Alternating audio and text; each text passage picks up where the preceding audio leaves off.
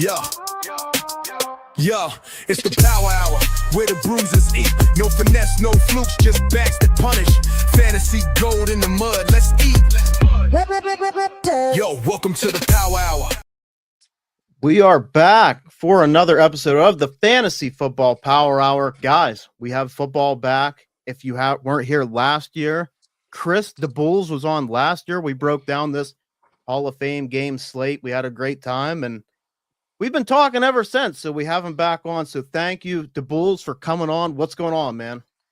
Yeah, man, I appreciate you having me back. I mean, I thought we had a great time last year. Really broke the slate down well. Unfortunately, Mother Nature kind of got a little bit in our way with rain coming in the third quarter. But ready to get back at it this week. I'm super excited. As you can see, I'm a Chargers fan on top of, loving football and being aware of this. So I'm super excited tonight, and I'm sure you guys are as well.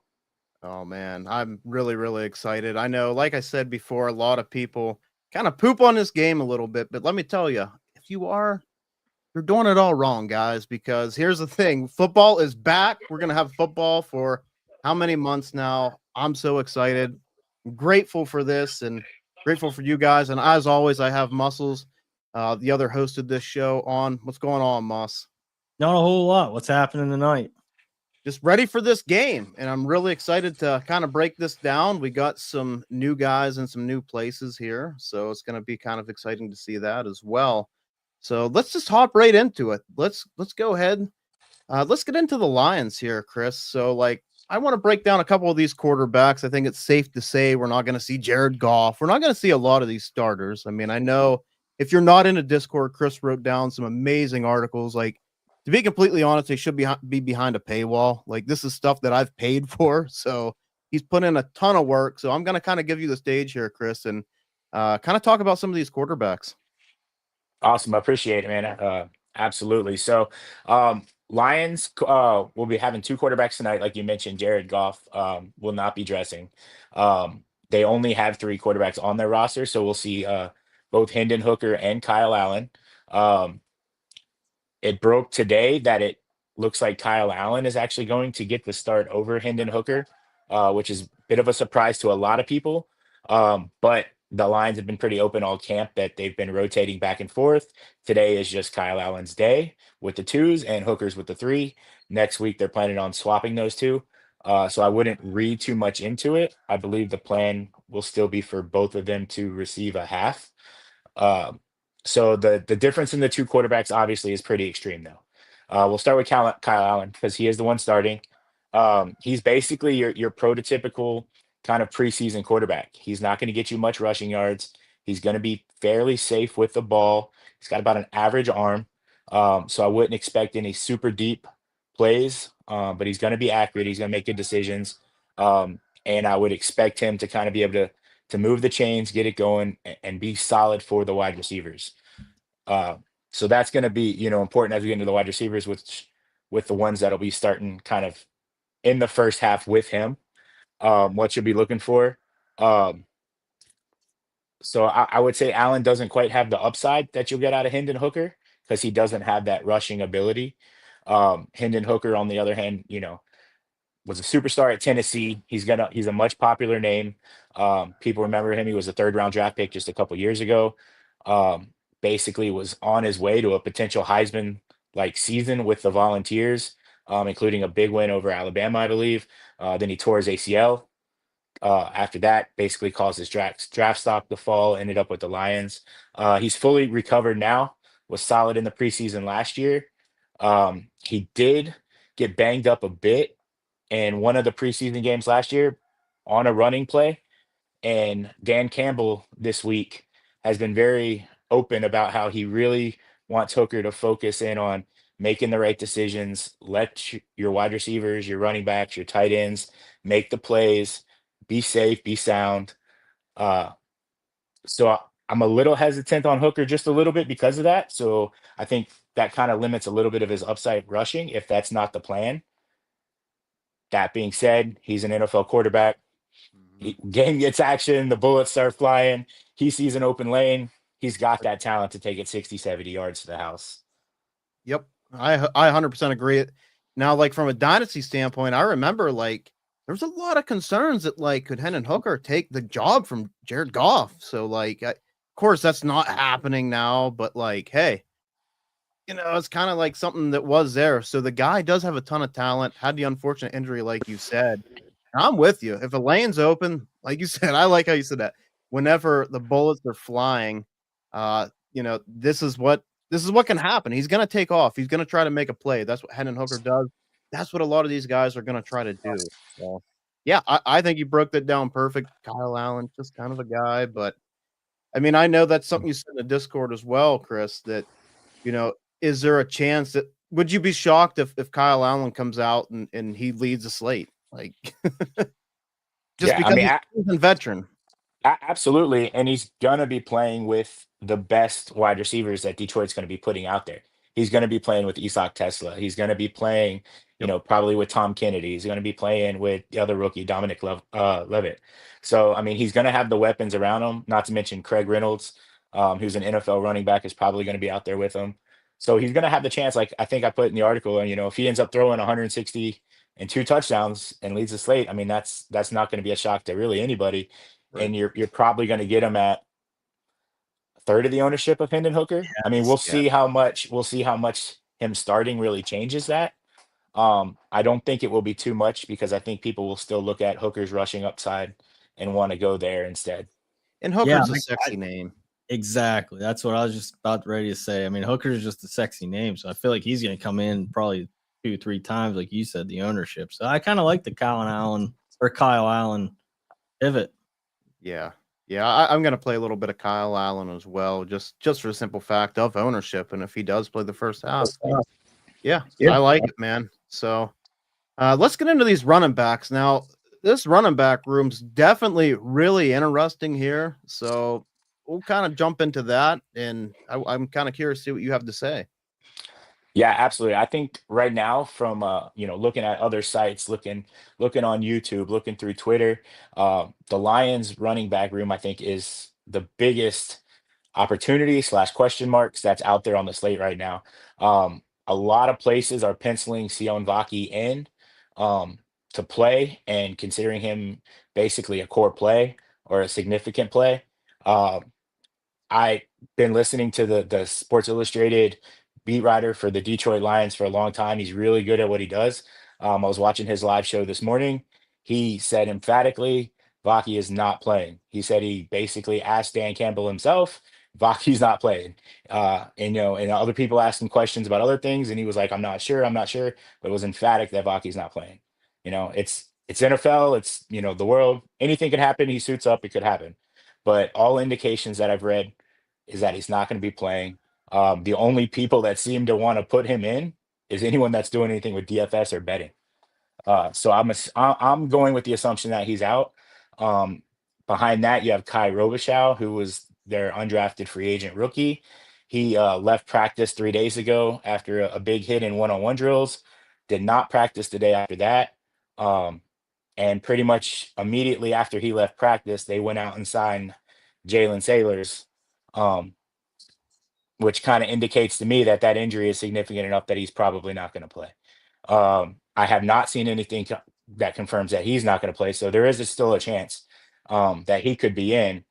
But if both of those guys are out, that obviously leaves the room very, very thin. Yeah, yeah, absolutely. This is somebody you've been really watching and kind of like discussing in Discord. Like, hey, still watching here. I really hope these guys play because I think we get some lower ownership on even if one of the two plays. I think we get some lower ownership on these other guys. Right, absolutely. I think when you're looking at the other two guys, and we'll talk about them specifically in a second with Jabari Small and Jalen Sailors, or not Jalen, sorry, Jacob Sailors. If one of those two banged up running backs do play, I think that just takes away from some of Craig Reynolds's touches, because Craig Reynolds is somebody that's a core four special teamer. He's gonna make the team. He's absolutely locked into the Lions roster. Um, if they only have two other running backs, he's probably going to play 2 to 3 series in this game, just because they're not going to want to go the entire game with only two running backs. So to me, I think that the injury news doesn't really change much on the two guys we're going to talk about in a second. That I absolutely love both of them. Yeah. Yeah. I'm with you there. Like, see, Craig Reynolds is somebody I threw in a couple because I'm thinking, like, okay, does he play the first quarter? But this is like a Dan Campbell guy. Same with Valky. Like, they're just Dan Campbell guys, bruiser. Like, Reynolds has always been a bruiser. He's kind of that David Montgomery when he went down. Like, just put him out in the field. So yeah, no, really, like, it's not. He's gonna make the team, like you said. He plays everywhere, so he might be somebody that maybe I fade a little bit because one of these guys we're going to talk about here.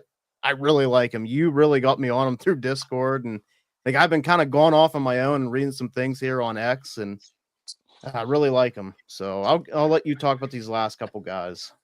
Yeah, absolutely. And then just another note on the Lions running backs is Dan Campbell, pretty much since he's taken over as head coach of the Lions, I mean, they're consistently one of the higher rushing percentage teams in the preseason. They usually go about 55, 60% rushing, in the preseason, whereas a lot of teams might lean a little bit even positive into the passing.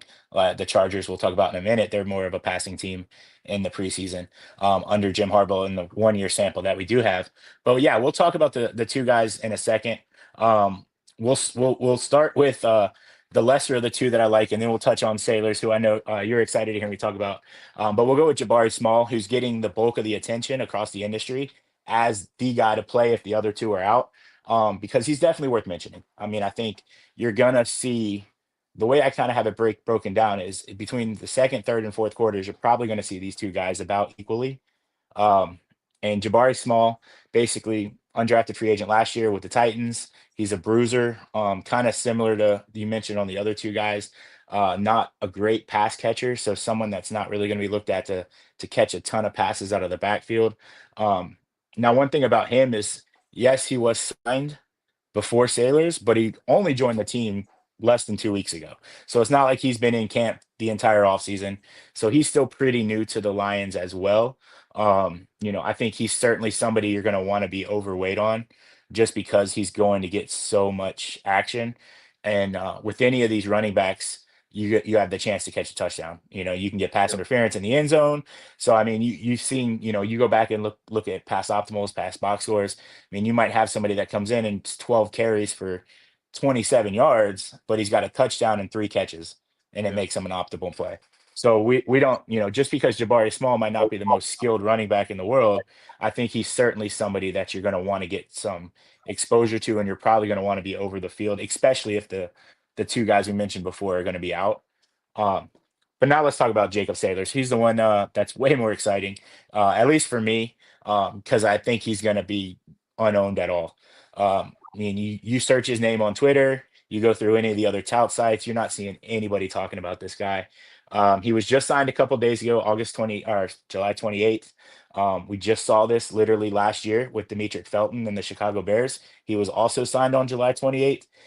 Came out and had 3 catches, and I think he had like 4 or 5 carries. Halfway through the third quarter when that game got called, and all indications is he was going to be the primary back in the entire fourth quarter. So he was well on his way to getting over 10 touches despite being signed 2 days before. These teams run extremely vanilla offenses. Anyone that's been playing football their whole lives, like these guys have, can come in and pick up enough to play these games. And that being said, Sailors isn't just a nobody. I mean, he's obviously was on the streets for a reason, but he has played the last 2 years in the UFL. He was first team all UFL, their version of all pro, both seasons. 2025, he led the league in yards per game. Very talented running back, really good pass catcher. Showed really good pass catching ability in the UFL. There is a connection with the Lions, so not a surprise that they reached out to him. I mentioned in the article his running back coach with the Battlehawks in the UFL was a former running back coach with the Lions in 2019 and 2020. So they know what they're getting. They know that this guy's somebody they can come in and they can basically run into the ground, tonight, and then, see what happens after that. I mean, who knows? Maybe he has a great game, and the other guys continue to be injured, and he makes the roster, or is somebody they can stash on the practice squad. So even if news comes out that the other guys are out, I don't see his ownership crawling to much more than 10 to 15%. And for better or for worse, I mean, I could see myself playing 50% maybe tonight, just to really take a huge stand and hope that, if he hits, then I'm gonna hit and it's gonna be a great night. Yeah, I got 5 lineups in, and he's in every single lineup. So right now I'm Yeah. sitting at 100%. I uh Yeah. I really It like this guy. I think he's gonna be real hungry here to try to make something. I mean, if you're doing that, I know it's UFL, guys. Like I definitely get that, but like it's still not a nothing league. Like it shows you that he has some kind of like capability of being a running back. Like so I think he's gonna try to get out here. And then I really like going back. He's with the running backs coach. Like there's some familiarity there. And then pass catching, like especially in DraftKings, being in PPR, man. Like if he doesn't even get a touchdown, say he gets 40 yards, but he gets like 4 or 5 catches. I mean, that's a good chance that's optimal. So like I really like that about him as well. So I'm gonna be really overweight on him as well. So yeah, muscles, do you yeah. have I mean, I anything think to you add hit to it. this? No, that's a good insight. I actually didn't know about that guy. So Yeah, no, absolutely. And then the other thing, I mean, all these guys are in great shape, obviously, but I mean, the UFL season only ended, I think, middle of June. So this guy was Mhm. playing competitive football, at a very, high level. Obviously, the talent's not there, but as far as the effort and the energy and the shape that you have to be in, just a couple months ago, versus some of these other guys that haven't played a real football game, since January, maybe. I mean, go back to someone like Jabari Small. I mean, who knows when the last time he's played an actual real football game? Probably last preseason. Yeah. Yeah, probably, honestly. So yeah, I really, really like that call. I think it's real sneaky. Let's go ahead. Let's get into some pass catchers here because gonna be quite a few pass catchers here. Some that we like, some that we're like, not real sure about. But let's go ahead. This is somebody I'm excited about. Probably not gonna play much, but Isaac Tesla. So I want to kind of hear your thoughts on him. Yeah, absolutely. So he's obviously the hot name for Detroit. Whether it's dynasty, even, maybe not redraft just yet, but certainly even best ball. The Lions traded up to get him in the third round. I think that's really important for us tonight. I'm actually honestly really surprised he's playing. And I'd be pretty surprised if he plays more than a series, just because the Lions, under Dan Campbell, have been pretty protective of their players. I mean, he's pretty much come out and said anyone else that has a pulse that is planning on being relevant to the team is not playing tonight. And so, I mean, even the other two rookies, you look at, on the was it Talik Williams on the defensive line, and then Tate Ratledge, the offensive lineman.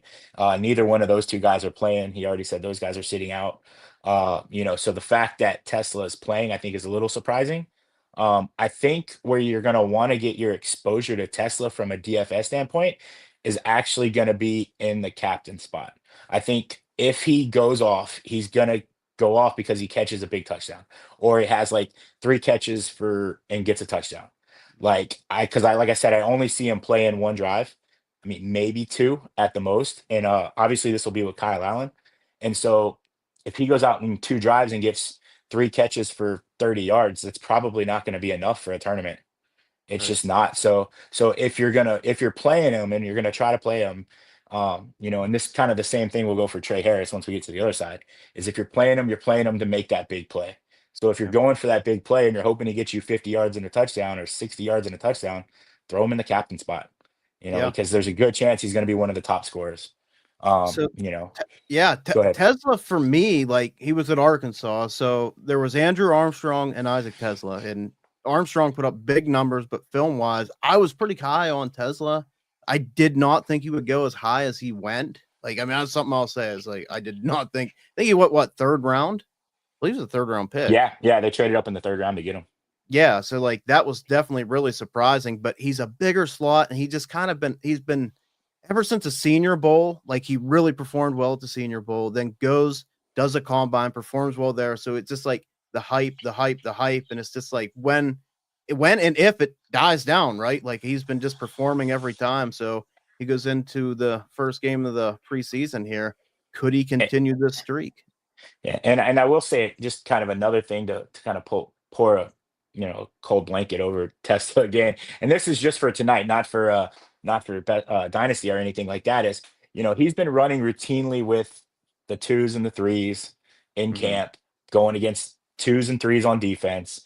And, he's made some great plays in camp that highlight plays that everyone's seeing. And, from listening to a couple different, podcasts, reading some things from beat writers, you know, a lot of that is because he's not getting a ton of separation. And Yeah. so if he's not getting, separation against, the 2s and the 3s, now of course you're not going to see the starters out there for the Chargers, but there's a chance. I mean, the Chargers do have a couple guys that are competing for spots, like Cam Hart, for example. My Yeah. guess is you'll see Cam Hart probably playing against them because Cam Hart was not on the list that Harbaugh gave of veterans that aren't playing tonight. So my guess is Right. you might see Cam Hart line up against them, or Right. somebody like that. So is he going to be able to get separation? Is my Right. concern. And if he's going to come in at, even if it's 20, 25%, to me, I'm going to be way underweight on Ugh. that. You know what I Yeah. mean? I Yeah. just because of the hype he's getting. I mean, Yep. I love him. Like I said, I love him for Dynasty. I love him for the Lions in general. I just don't know if this is going to be the spot for him tonight. And again, you want to, tougher for people like you that are playing 5 lineups I or 1 lineups. If you're an MME Right. player like I am, like, I mean, between FanDuel and DraftKings, I'm playing a couple hundred lineups tonight. I can throw, 3% into the captain spot, you know, and then Mhm. they have Yeah. that covered that if he goes off and he gets a 60-yard touchdown, or that first drive is 3 for 30 and a touchdown or something like that, at least I have some outs, and I'm Right. not getting crushed by a chalkier version of Tesla. So Right. I like it. Yeah. I mean, I have to agree with you with it. Like I have to listen to what you're saying. I got to put Dynasty to the side here as much as I want to play him because I'm excited. I got to do what's best for my wallet. So yeah, I'm gonna be underweight if that's where we're going. And I definitely like I like how you're saying that too. Like, you got somebody that's, a little bit seasoned veteran that's competing for a spot going against a rookie that hasn't been able to separate. Makes a lot of sense. It does. It Makes does. a lot of sense. So let's get into a couple more guys here. Hmm. Another rookie, Dominic Levette. So I'm kind of curious what you have to say about him. yeah, no, he's kind of like a little bit of the opposite of Tesla. Now he obviously, because he is a rookie and he's somebody that people have heard of, he is getting a little bit of attention. But to me, because he was a later pick, I think he a 7th round pick, I believe, for them, and he's competing for a roster spot. I know they're planning on letting him do some special team stuff tonight, so we'll see how much that affects his playing time on the field when it comes to on offense. But I think we should see at least, I mean, 4 or 5 drives at minimum for him tonight playing in the slot. Yeah. I think there's a good chance that there's a couple guys that I think we could see some carryover where he plays, maybe he might play a little bit with Kyle Allen in the beginning, and then he also comes back out in the third quarter and plays with Hendon Hooker. Because I've been kind of going back on this um, idea since they announced Allen as a starter, that I don't think they're just going to leave Hendon Hooker out there with completely nothing on offense. So I could see, Dominic Levitt and someone like Tom Kennedy, who we'll mention in a minute, kind of coming out and maybe playing a drive or two with Hendon Hooker just to give him some talented wide receivers to be able to throw the ball to.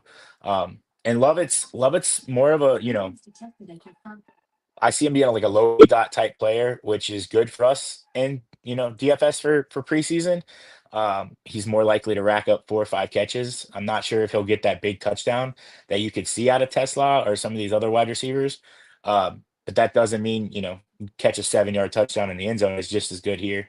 When it comes to being optimal or being in the winning lineup, because I use the term optimal a lot, but there's in preseason DFS when there's so many different players, unlike regular season DFS, you're probably not going to need the optimal lineup to win, because there's a good chance somebody in the optimal lineup is like 2% owned just because Right. there's so many plays. Yeah. Yeah, absolutely. He was a Georgia guy, I believe, right? Yeah. Yeah, we scouted him a little bit. Well, he went where he went, but like this is a time for them to shine. Maybe try to get a drive together, and like you said, the low A dot stuff, keep the chains moving. So yeah, I like that a lot. Let's go ahead. We'll talk about a couple guys here: Malik Taylor, Ronnie Bell, and then a guy that you've been mentioning quite a bit, Tom Kennedy. So I'm curious of your thoughts on these guys. Yeah, absolutely. We'll start right there at the end with Tom Kennedy. He's a name that we've heard in preseason DFS for the last few years. He's kind of one of those preseason DFS darlings that you see, across a couple different sports, where he just kind of comes out, is that solid veteran, performs. As soon as the regular season shows up, he hides away on a practice squad, never to be heard from again until the preseason comes back up.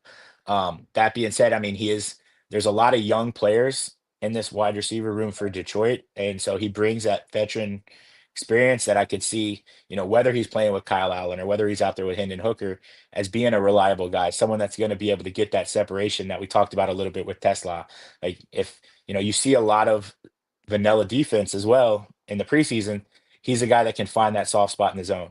So, I mean, you tell me he gets 5, 6 catches, would not surprise me at all. He just is that solid guy that kind of gets that stuff done. You're probably gonna want him to get a touchdown because I don't see him putting up a ton of yards. But he certainly can do that. And I would say there's another guy I kind of like really deep for the Lions at wide receiver, but of the guys that's kind of well known, he's my favorite wide receiver. There's no probably. He is my favorite wide receiver of the bunch. Awesome. Awesome. Do you want to talk a little bit? Ronnie Bell, we kind of know he Yeah. is. He was with San Fran, but Yeah, I think Ronnie Bell and Malik Taylor, they're kind of both in the same kind of category. I mean, they've been around for a few years now. Um, they're probably going to play somewhere in the second quarter, third quarter, maybe into the fourth quarter. You never really know kind of with some of these guys. They're all pretty much the same. When you get a lot of those guys, they do have the experience, especially Ronnie Bell. We've seen him pop and have some success in the past. He's certainly somebody that has some talent. He's just never really been able to kind of push it over the top, um, so to speak, with them.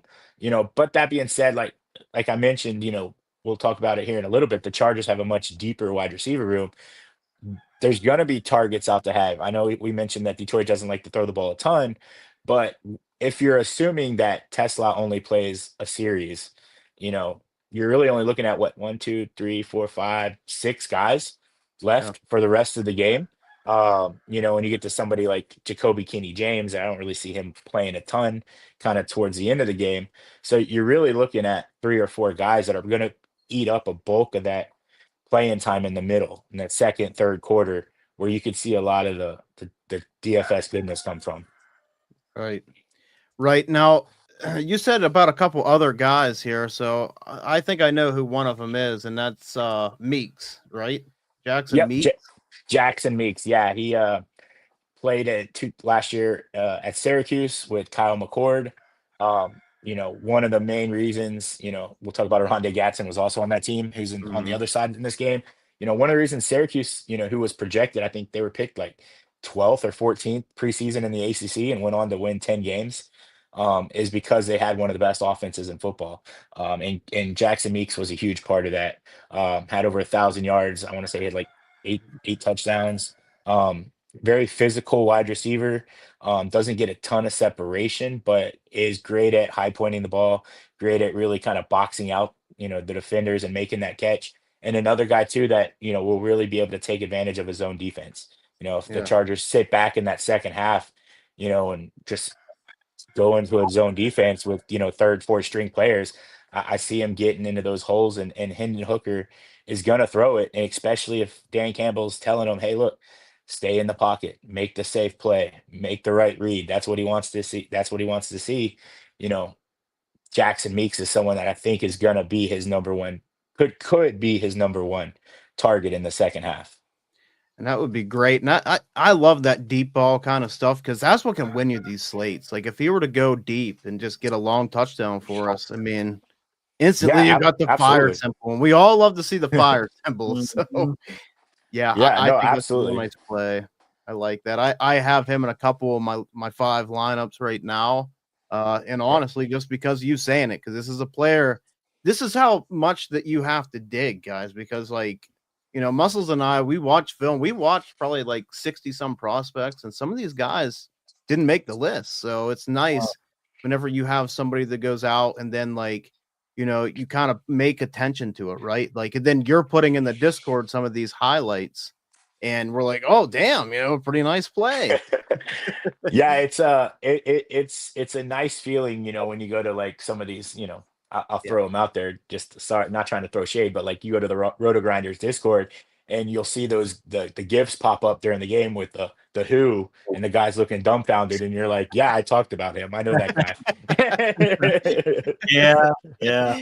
That's awesome. That's awesome. Yeah. So I'll We'll- just hit one more name real quick if I can with the Lions before yeah. we swap over. And that is Jacoby Keeney James. He is the ultimate dart throw, not somebody I would recommend in 5 lineups, but you mentioned the deep ball. He's extremely athletic. He played 6 years in college.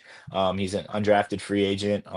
Didn't play big ball college, but he's kind of one of those fast guys that if he can get behind the defense, especially, I wasn't really interested in him until I found with Kyle Allen, but now that I know that Hendon Hooker is going to be playing in the second half, Hendon Mhm. Hooker has a much stronger arm than Kyle Allen has, which I think if he's, obviously Jackson Meeks has the ability to go deep as well, and that's one of the reasons I really like him.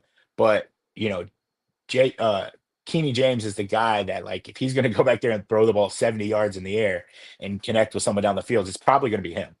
He's Yeah. that type of player. That's what you're going to need because he's probably not going to get you 3-4 catches. That's not his game. Right. But I mean, again, like I said, if anyone's playing a lot of lineups, and you want to throw him into a couple lineups, definitely, I think he's worth a shot because he's going to be another guy that comes in 1% owned, 2% owned, something like that. Yeah. Yeah, I like that call, and I like how, like, we have to tell ourselves a story, right? Like, we have to make things make sense. If Hendon Hooker has the arm to get it down the field, and we all know that. We've seen it at Tennessee. We got to kind of put 2 and 2 together. We kind of know what Kyle Allen is. He's kind of a dink and dunk guy. He don't have the strongest arm, get it down the field. So, like, I really like how you're saying that. We got to tell ourselves a story, and it's got to make sense. So, just got to see if it all comes to fruition. Yeah, absolutely. Let's go ahead. We'll throw in these tight ends real quick here as well. Some Oh. other pass catchers for Detroit. So let's talk a little Yeah. bit about them. Yeah, absolutely. So Shane Zystra will be the one that may garner some interest. I'm not very big on tight ends in showdown just because they typically have such a minimalized role on an offense. That being said, in the preseason, you have, in a game like this, scoring's supposed to be low. One of these guys catches a 5-yard touchdown, you might want to have him in your lineup. So Zystral's the one guy that can make some catches. He's a former college wide receiver. He's got, some ability, mostly plays on special teams with the Lions, and is expected to make the roster, which is why I'm a little worried about his playing time. That being said, they do have a pretty small room.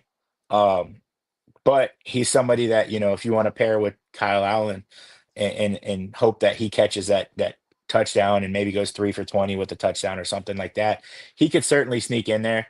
You got Kenny Yeboah there, he's a big athletic tight end, but they don't use him as a pass catcher hardly at all. So I expect him pretty much just to be in there and blocking.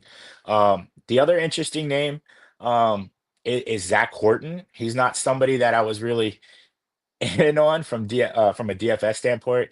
I mean, he's hard nosed, tough, rugged, big bully guy.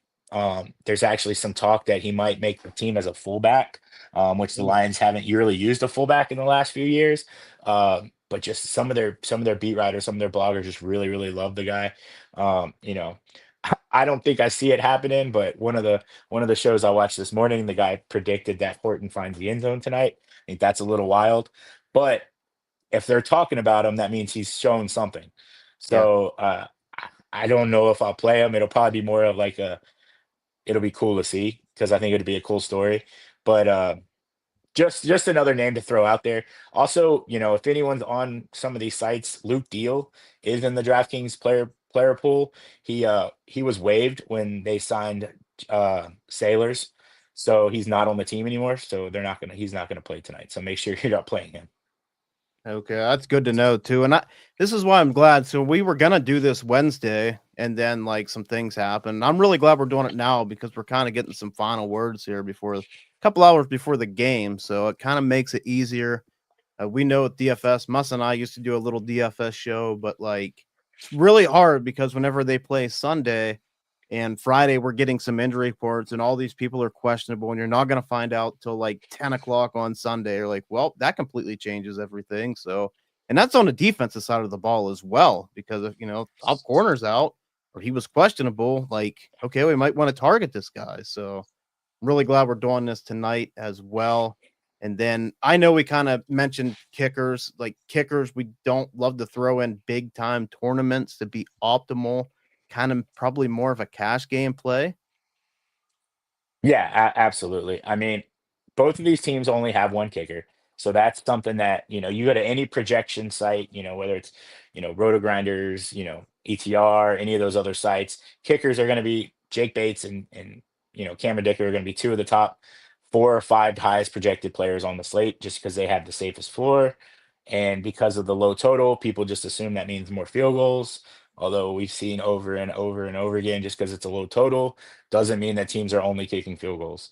It just means they're not scoring. So I Right. think, you look at, I think I mentioned in the Discord or maybe somewhere else that, you know, most of the time in these games, your kicker is going to get between 4 and 7 points. Yeah. It's a very high likelihood you're going to finish in that range, which is great for cash. I mean, you tell me right now, Jake Bates gets me 5 points right now. I'm taking it for cash all day long. Yeah. Because Oh, absolutely. I'm taking that. But that being said, 5 points is probably not going to be in the winning GPP lineup. Yep. So you have. I mean, I haven't looked at the latest weather forecast. There, was chance of possibly some rain. I don't know how much that'll affect it. But that's the other thing too. When you look at the kickers on the slate, the uh, the field conditions in this field have not always been the best. Yeah. And you look at someone like Cameron Dicker from the Chargers. I mean, he's arguably the best kicker in the NFL. I mean, he's one field goal attempt away. Even if he misses it, he'll be the highest, most accurate kicker in NFL history. Once he hits eligible off of one field goal. So, Yeah. if there's any kind of question on the field conditions, Harbaugh's not going to run, one of the best kickers in the game out there to kick, 4 or 5 field goals. It just Yeah. doesn't make sense. No. So now, that being said, he is also one of the best kickers in the game. So if he goes out and kicks 3 50-yard field goals, it wouldn't shock me. Right. He's definitely capable of it. So, and if that happens, you're probably going to want him in captain, much less, on your roster. Yeah. So to me, it's really just a game theory thing. I mean, I will definitely have some exposure to both of them, but if they're going to come in 25-30% owned, maybe more, I'll Yeah. be fine to cap that at like 15, maybe at the most, just because I think there's as many outs to them not getting there as there are for them to get there. Which, and I think that kind of brings it back to me, and maybe you can answer this as well. And I want your opinion too, Mus. Like, they kind of know what they have, like Jake Bates, Cameron Dick, of course, Cameron Dicker, but like, there's nobody else that's really competing. They don't have anybody that's trying to compete for this kicker job. So, does it really matter if they win or lose this game? They kind of want to see what they have, right? Like, they want to see if guys can step up and make plays, or and that's if it's throwing a ball, running a ball, it's from the offensive line, are they getting their protections, or the receivers running the right routes? Like, how's the quarterback reading everything? So, like, does that make these guys a little bit more inclined to maybe go for like 4th and 5, 4th and 4, like anything under 5 yards? Yeah, I would think so because I mean the game's meaningless. I mean, in a sense, other than seeing what you got. I mean, Yeah. what's 3 points tonight? Yeah, that's what I was kind of thinking. Like, I think it would be different too if you had somebody competing for the job. And I say this more on the Charger side. I feel like, so I kind of curious about your opinion there, the Bulls. Yeah, no, I 100% agree. I think, like you said, with it, there not being any competition. I know Bates has struggled a little bit in camp, so if he gets a Mhm. chance to have some short ones, I could see them maybe wanting to give him some confidence. Um, but both of these coaches I mean, these are two of the best 4 or 5 coaches in the entire NFL. They're smart. They're not Yeah. gonna. They're everything that every decision they make is well thought out. So if they see a situation where it's 4th and 3, and they want to practice a specific play for 4th and 3 because they might need it week 15, they're going to take that advantage. Whether it's Justin Herbert at quarterback or it's DJ Ukulele. Sorry, I don't know how to pronounce his last name, but that'll be the last time I try. It'll just be DJ the rest of the time. But they want to put that rep on film, because that's what's going to happen is you run that 4th and 3 play, no matter what the outcome is, that rep is now on film. So now they can go back in and they can go into, the practice rooms and say, all right, here is what we did and this is what we need to do. Yep. And I think that's important. We gotta remember, like, this isn't Madden, right? This isn't 2K. Like, this is real life. Like, these guys literally have to go back into the film room, like you said, and diagnose and try to see how they can fix, or what was perfection, what they need to change, and everything like that as well. So, and for me as well, I'm a little bit curious on the Lions side. No Ben Johnson, he's out of town. So, like, what's this offense going to look like, especially week 1, but like even the first game of the year, are they going to be prepared for life without Ben Johnson? So something to keep in the back of our minds. I think we touched everything on the Lions end. Do we have anything else we really want to touch on? We want to head over to the Chargers side. Do you want to hit their defense now, or we can just knock out both defenses at the end? Yeah, let's knock both out at the end, because I'm kind of curious in your thoughts with them as well, like optimal wise and everything like that as well, and if there's any key injuries or anything we need to be watching for. So we'll just shove them at the end together. Let's jump into the Charger side. If you can see the Bulls here, he has a Chargers shirt on. He's a Chargers guy. So I'm really excited to hear some of your thoughts here. And we have like guys like Trey Lance, who really disappointed us. We might have drafted him really high in our dynasty leagues, and now we're fighting for a roster spot with the Chargers. So kind of curious. Let's just jump into these quarterbacks here. Yeah, for sure. So I think we lost the Bulls here. Yeah, we did.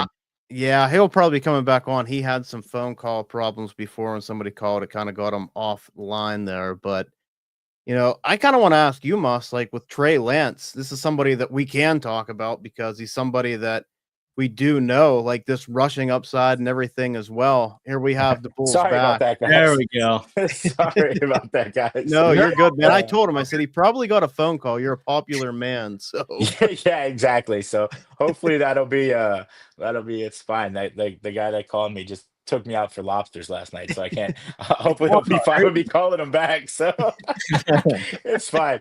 No, yeah. So yeah, as you mentioned, being a diehard Chargers fan for pretty much my entire life, trying to keep my biases aside in this game, but at the same point, a lot of these guys I've really been following, closely from the draft on. Even the undrafted free agents, all that stuff, and then not to mention, you guys probably can't see it. One of the helmets back here is a Naheem Hines Colts helmet in the back as well. So he's another guy that is one of my personal favorites. So trying not to let that and get into my way. But yeah, let's get into these quarterbacks. Obviously, the guy everybody wants to talk about, best play on the slate, will probably be the highest owned play on the slate, is Trey Lance. Jim Harbaugh came out this week and with surprising clarity, pretty much told us the entire game plan for the quarterbacks. That's with Trey Lance starting. The plan is for him to play the entire first half, play the first drive into the third quarter, followed by DJ taking over the rest of the way. But kind of having that clarity that Lance is expected to at least get, 2 quarters and then the extra drive gives him the safest floor, quotation marks, of the quarterbacks, because Lance is also going to run the ball quite a bit, I imagine. The Chargers have put in packages for Lance, whether it's Daniel Popper, the Athletic, other, beat writers, bloggers, that have been at camp. They've talked about these special packages that the Chargers have put together for Lance that are running plays. When he comes into the offense, they run read option. So I'm fully expecting to see, maybe not a ton, but at least 3-4 designed runs for Lance in this game. But he's got to stay healthy.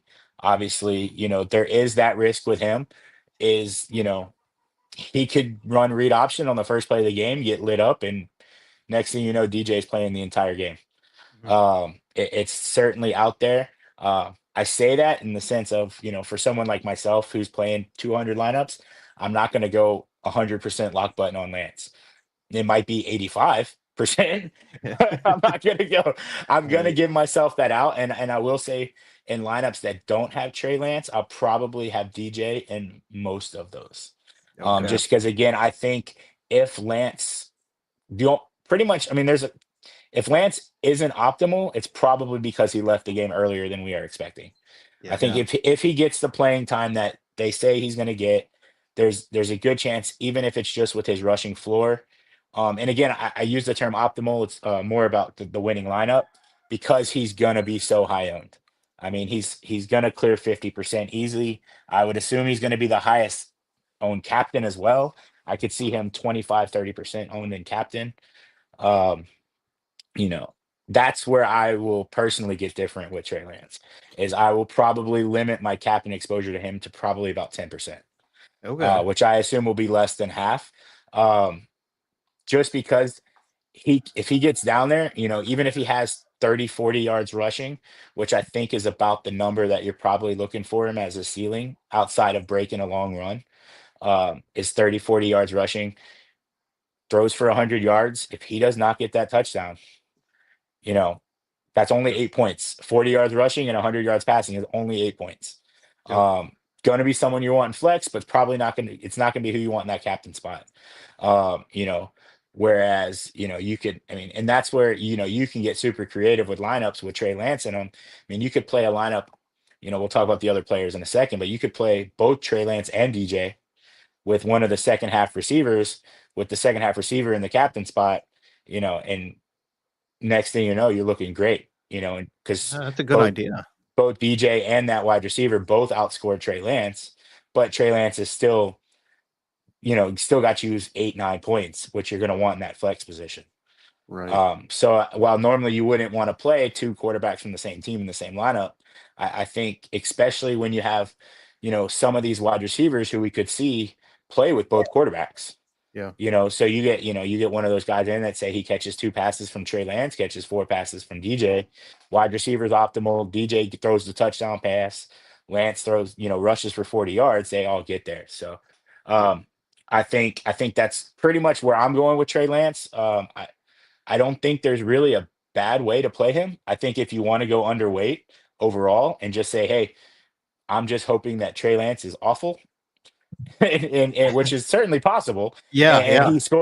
he only scores 3-4 points because he turns the ball over. I mean, last year the Cowboys played the Chargers in the preseason, and I watched Trey Lance turn the ball over 5 times Yep. in that game. So I mean, he's certainly capable of dropping an egg.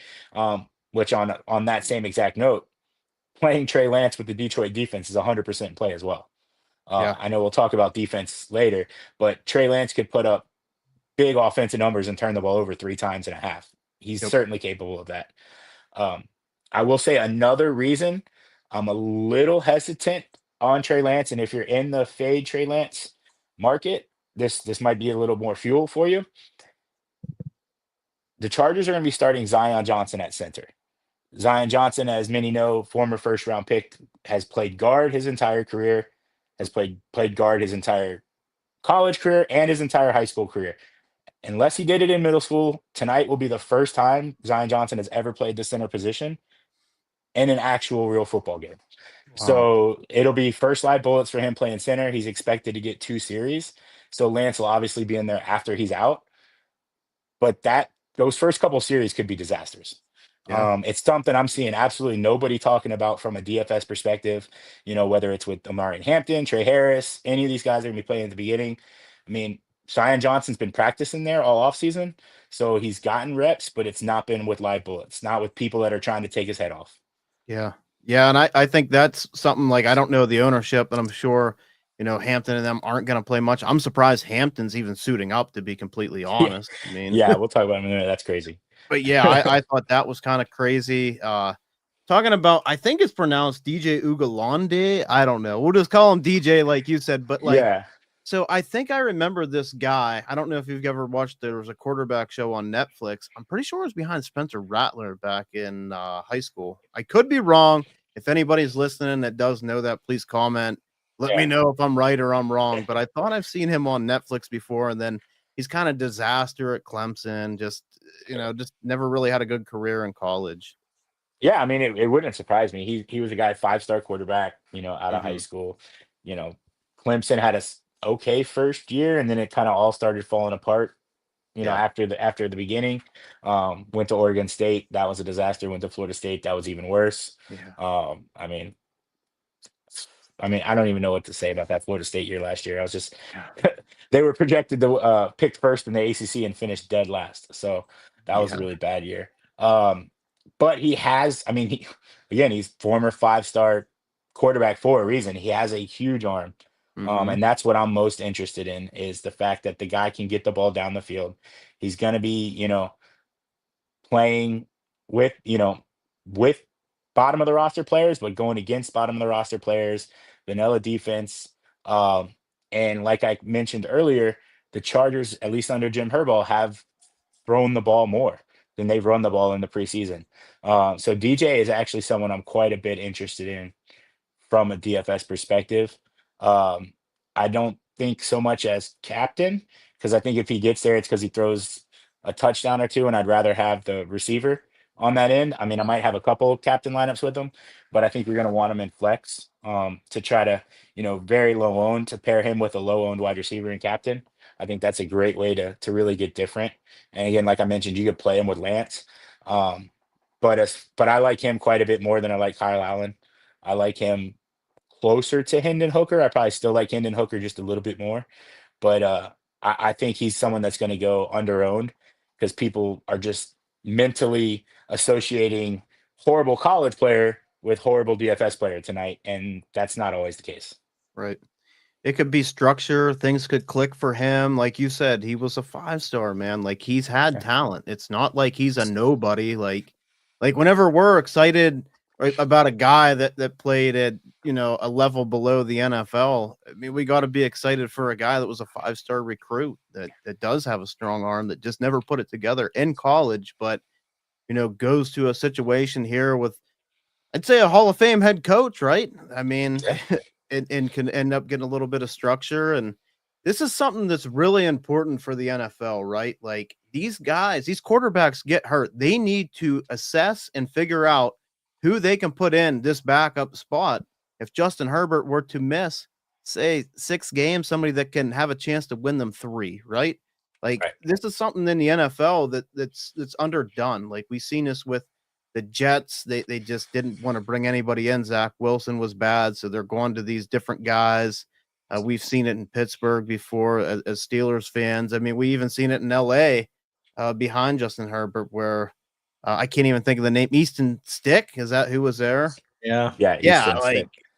I, come on, I, man. Like I we think need to think try we to. called him Easton Suck. I think is what we called him over in Chargers land. So, I think the but I Dolphins mean, were worse. Like behind Tua, they have Yeah. nobody. Well, I if mean, if Huntley just didn't fit yeah, that system, and like I didn't mind Huntley, but like his place was Baltimore. If Lamar missed time, Huntley was great at Baltimore. He just didn't fit the system, and kind of a bad job of the coaching staff there to not change the system. I mean, if you can really change the system because you're telling your linemen to do something different, your running backs, your receivers, but it was just a weird signing to begin with. So yeah. And something else. just one final note on DJ. If you're one that likes the camp reports, um, they've been super positive on him.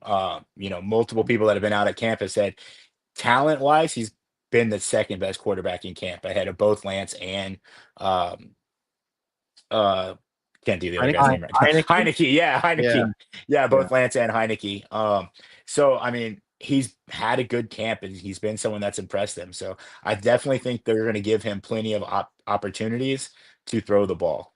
And if you're telling me that I have to fade freaking Trey Lance at 50% ownership, Yeah. like, come on, man. Like, I'm not Yeah. fading CD Lamb. Like, I'm not fading like Yeah, a exactly. superstar. Like, I'm fading Trey Lance. Trey Lance. Yeah. Like, I think that's Yeah. a perfectly good fade. And I have some Trey Lance in my lineups, but I think I am gonna try to make it more of a 50-50 bounce here and throw some DJ in there as well, just for the simple fact that, like, if his ownership's that high, I'll take the chance. Yeah. And once I get into building lineups, I may end up closer to where you're at as well. Yeah, it's. How do you feel about all that, Moss? Like, are you fine on the fade Trey Lance? On Yeah, the fade to Trey be, to Lance be train? honest, I didn't even know Trey Lance was a Charger before it was announced. Oh, damn. I lost all track of Trey Lance. Like you Yeah. said, Trey Lance. Like, Yeah, it's been a disappointing career so far. I, yeah, I, I do hope, I really do hope the best for Trey Lance. So I hope he finds a home, and maybe it is in LA. Maybe he comes out here and does a good job. I mean, it just hasn't been good for him. So let's go ahead. Let's hop into some running backs here. Of course, I mentioned first round pick, Amarian Hampton, who is a complete bruiser. We really like the film coming out of North Carolina. Does remind me a little bit of Javonte Williams with that just slashing style where he'll smash you in the mouth, and he can catch the ball, but he is a first round pick. And I think first round pick capital for these running backs in the NFL is becoming more rare as we talk. Really surprised he's suiting up. I'll kind of give you the stage here to Bulls, and you can talk about this. Yeah, absolutely. I mean, I love Amari and Hampton now that he's no longer at the University of North Carolina, Chapel Hill. He goes from my least favorite player to my favorite player. Um, I literally just drafted him number 2 overall in a dynasty draft yesterday. I think he's going to have an awesome season, an awesome career. Very surprised he's playing, especially as I mentioned before about the offensive line question marks with Zion Johnson starting at center. And not, I mean, then you factor in Najee Harris's injury, him being questionable at best to start the season, considering he's not even practicing yet. Um, Maybe they give him a series just to get him some work. Maybe he gets 2 carries. I mean, who knows? I mean, there is a chance he plays a couple series. I'd be very surprised. And obviously, he's talented enough that if they do give him the entire first series, he could catch 2 passes and run in a touchdown, and you're going to want to Yeah. have him. Yeah. I do think just from reading around from the different, tout sites, watching some stuff on YouTube, I don't think the ownership's going to be quite that high. I hope I'm wrong. I hope people, play with their heart. But I think unfortunately the DFS community's gotten better, Yeah. and kind of don't do that as much anymore. So I mean, he's somebody that, might come in only like 10% owned. So if you want to just take a bet on talent and say, hey, this guy's awesome, he's going to get 50 yards and a touchdown on the first drive, go for it. Take a shot. I'm probably not going to get there. I mean, playing as many lineups as I am, maybe I'd throw in a couple percent, but to me, I'd rather just save those bullets and go elsewhere and just pray that he doesn't get off to a good start. Yeah. Because to me, it just doesn't make sense to put him out in that situation. And not that I'm calling Jim Harbaugh a liar. If they go out there and Rocket Sanders looks good in warmups and everybody else is looking good in warmups, and next thing you know, you get to the first drive and you see Kamani Vidal run out on the field with Trey Lance, I'm not going to be surprised either. Yeah. I wouldn't either. And you don't see. I have no Amari and Hampton right now. Yeah. Maybe if I make a couple more lineups, maybe I throw them in one. I just can't really bet. And it's not betting on the talent. I can't really bet on somebody that might only get a carry. Yeah. Yeah. And it could be a situation too where Jim Harbaugh, again, as a veteran head coach, wants to see his first round running back go into a game and prepare like he's playing. Yeah. And does everything up until literally they're about to go on the field. And even Hampton doesn't know until Harbaugh says, nope, just kidding. You're not playing. So yeah. So like to get off this a little bit, because we just mentioned Najee Harris, right? About the eye. This is something that Muscles and I were kind of talking about. It just seems like this eye is worse than what they're really like putting out there. And you being Yeah. a Chargers fan and kind of maybe following certain people, from a standpoint of like the season, how worried are you about Najee Harris and this eye injury? At this point, if we see him play, I think it's a bonus. I mean, I don't want to be doom and gloom, but I think it's certainly worse than they're obviously letting on. Yeah. And I'm no doctor. I don't know what different things that they could do to make things, but it certainly seems to be a sensitivity to light situation because the last probably 3 to 4 practices the Chargers have had, Harris has been at practice, but he's had very dark tinted glasses on every single time. So my guess is that that's the issue. And again, I don't know if that means that, they can make him a special visor that he can wear and maybe he can do something with it, or he's just I don't know. Yeah. It doesn't seem, something that's likely. I think, they have a very deep running back room with people that can play. Um, and Harbaugh has been pretty honest about it and saying that like, hey, I don't know when he's gonna be back. Yeah. Like there's no timetable at all. And I didn't know if you had seen, and I'm sure if you seen it, everybody would have seen it. Like any interviews, like we got to remember this is Mhm. an explosion that hit his Y- eye. Like this isn't Yeah. just a little eye injury. Like this was an explosive because when I first heard about it, I'm like, is it really that big of a deal? And then you kind of put yourself into his shoes and you're like, if a firework went off in my eye, Yeah. it's probably not just the eye, it's probably around the eye, it's probably more than just the eyeball. Uh, Yeah. it's pretty worrisome.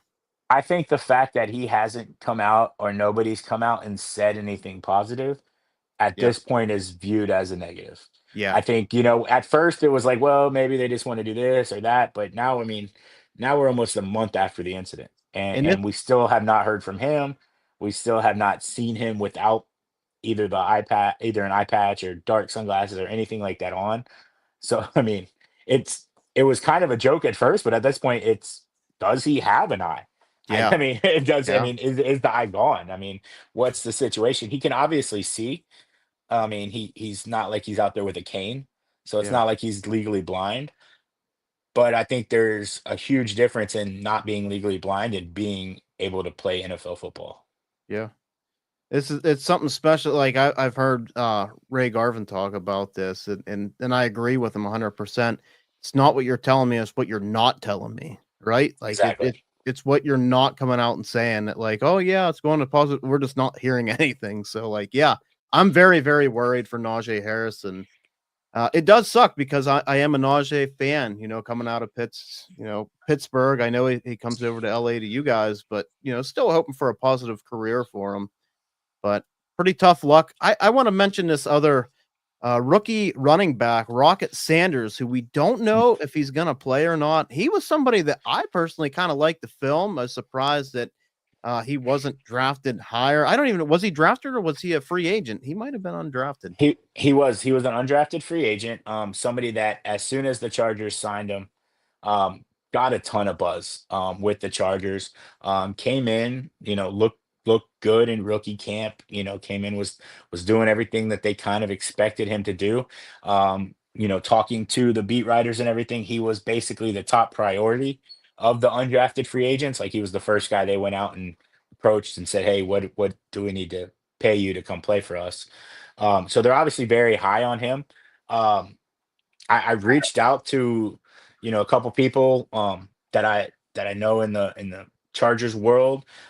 They seem confident that he's going to play tonight, which kind Wow. of surprises me because he just came back to practice, I believe on June, July 28th, so just a couple days ago, and was limited in that first practice. I believe he got a full practice in on Tuesday, in the final practice.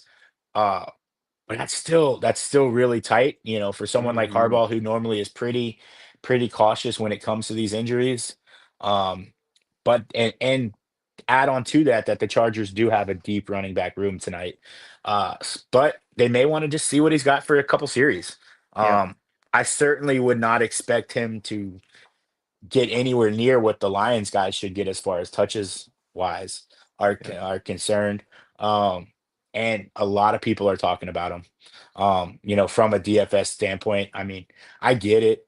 I get why he's popular. Um, he's a much more exciting name than playing Jarrett Patterson, for example. Yeah. Um, but I'd be pretty surprised if Sanders had more touches than Patterson in this game. Uh, just because I don't, again, coming back from injury, obviously it wasn't a major injury. I mean, Harbaugh, pretty much the way the Chargers do camp under Jim Harbaugh is it's very, very cautious. He talks about the glide effect all the time as far as ramping up to full intensity. Uh, so I mean, there's a chance that his injury wasn't even very serious. So I mean, he could be pretty close to full go as far as the injury is concerned. My issues now from a DFS standpoint are more from just the fact that they have so many bodies. Um, Yeah. Yeah, it's a tough play. I like the player. I mean, he's very athletic for his size. He's a bruiser. But yeah, if he's gonna be higher owned and coming off an injury, that's another guy that I like. I just don't see myself playing. I'm kind of with you there. Did you like Rocket Sanders' muscles? Yeah, I didn't mind him. I mean, I definitely thought he was going to get drafted. I did too, especially when he ran that 40. I was like, damn, he's pretty quick. Like, kind of like the film. So Yeah. yeah, I was a little bit surprised about that as well. Another name you did mention, Jarrett Patterson. So like he's he's a smaller player. He went to Buffalo. He had a really big game at Buffalo. I think like a 7 touchdown game or something. He was with the Commanders for a little while. So a player that's been around the NFL and I think does have some talent, but definitely on a smaller end. Yeah, absolutely. Not somebody that's going to wow you with talent. Not somebody that's like highly likely to bust off a 60, 70 yard run. He is a reliable pass catcher. Does do well out of the backfield. Uh, I think if you had to put a gun to my head and say who gets the most touches out of this Chargers backfield, he would probably be the guy I would pick. Now, if you told me he got the most Chargers touches out of the backfield and was like the third or fourth highest scoring player also out of the backfield, it wouldn't surprise me. Just because I'm not sure what they're going to do with those touches. I do like, again, like we mentioned, the Chargers passing the ball a little bit more than the Lions. So I do like the fact that he's able to catch the ball in the backfield, which Rocket Sanders can do as well. Really all of these running backs that they have, you Yeah. know, outside of, maybe Hassan Haskins are all Yeah. pretty good at catching the ball. Um, Obviously Naheem Hines, who's I don't know how much he's going to play, but he's also very adept at catching the basketball. Wow, sorry, catching the football. He could probably catch a basketball too. He He probably has could pretty catch good a hands. basketball too. Yeah, no, he probably could catch a foot basketball too. But uh, yeah, they're all really solid, and I think you Mhm. definitely, again, if you're playing MME, you're gonna want to get exposure to these guys because there's a good chance one of them gets in the end zone. Which one it is, I have no idea. Right. Because it could be on any drive. It could be, I mean, it could be a situation where Raheem Sanders has 5 carries for 40 yards in a drive, and he's exhausted because he's only been practicing for 2 days. And Jared Patterson comes in and scores a 2 yard touchdown. I think I that's mean, where that's the thing that makes me nervous about Sanders and his condition. right. And I think that's where I'd probably go to like ownership. And but you don't have to always have the lowest owned players, but like if you have a couple guys you think so you have Trey Lance or somebody that's going to be higher owned, then maybe you shoot for the lower owned running back, right? Like maybe you just kind of go through out of them and you're like, hey, Mari and Hampton, I don't love it, but Raheem Sanders is going to be a little bit higher owned. Maybe I'll give a shot on Jarrett Patterson or Naheem Hines or another guy here, Kamani Vidal, who we'll mention real quick. I don't Yeah. know what his ownership's like either, but maybe kind of play it like that. And then if you are playing 20 lineups or how many ever you're playing, then you can kind of go off that and build around different types of ownership. Yeah, I think Vidal, who you mentioned, and my bad, I didn't realize we hadn't gotten to him yet, was he's probably my favorite play of the group just because I think he balances the best combination of talent plus opportunity in this game. If anybody gets more touches than Patterson, it's probably going to be Vidal just because they want to see him out there. That being said, one thing with Kamani Vidal, and one of the reasons, you guys as a dynasty pod probably were excited for him last year, and he really didn't get to see a lot of opportunity, is because he struggled a ton in pass protection. Yeah. He was really, really bad. Gave us some pretty rough hits to Justin Herbert, which got him on the bench really quickly. So now he has, from reports, he has improved. But I would think, again, if we're looking at this not on Madden and we're looking at this from an actual NFL team that's trying to improve, I would think when Vidal's out on the field, you're going to see a lot more passing. I think, and you're going to see him in protection, which means maybe he's not going out on those routes and he's not catching the ball. Yeah. Yeah, I did see some plays and I read some articles about him because he can catch the ball really well. I can't remember what week. I think it was towards the end, but he caught a really nice pass for a touchdown from Justin Herbert. Really Yeah. explosive type player. So yeah, I mean Yeah. it'd be nice to see him on the field and try to get something going, especially if they're trying to find maybe this pass catching down, breather type back for Amari and Hampton.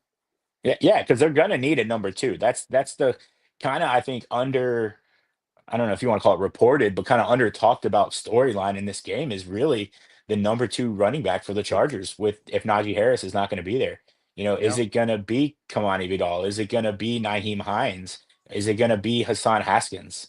Yeah. Who Haskins is another guy that, like, he's someone that's almost, I don't want to say guaranteed a roster spot, kind of like Craig Reynolds in the sense that he's a core four special teamers.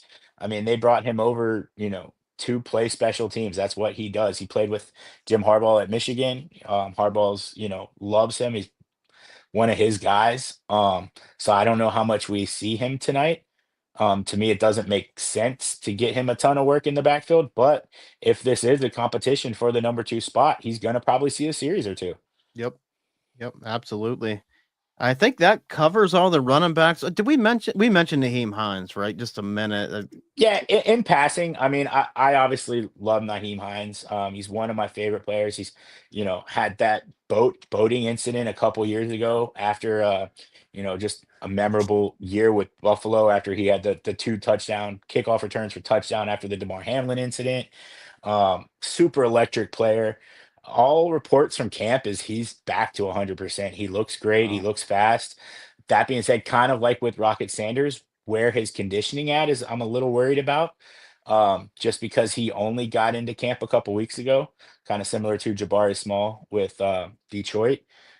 But he's someone that he gets out there. I could see him catching a few passes, see him scoring a touchdown. My Yeah. guess is he'll probably get a couple kick returns too, or Yeah. punt returns. I think, because that's another, thing that doesn't get talked about a lot is, you get guys like, Darius Davis, we'll talk about here in a minute, and the wide receivers, or a guy like Naheem Hines, they're going to have chances to score on kick returns and punt returns. You see those in preseason games sometimes because, Yep. maybe those punt returns, especially if it's in the second half, like where you're getting some of these guys that aren't necessarily used to playing special teams or aren't used to, where they're going, and a hole opens up and boom. Right. Yeah. I thought that's what made a lot of sense there, bringing him in and maybe fighting for a special team spot, like you mentioned. We'll talk about Darius Davis as well.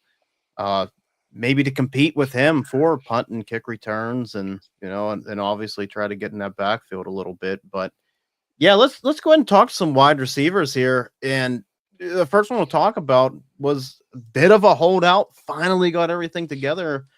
Trey Harris, and I really want to Trey to get in the building here. Just for the simple fact, being a rookie, and just getting acclimated to the team. So it's nice that they finally got that deal done. There was a lot of second round picks. It wasn't just Trey Harris. He was the one that was technically a holdout because of this Hall of Fame game, but it was nice that some of these players are getting their money and getting on the field because we need that.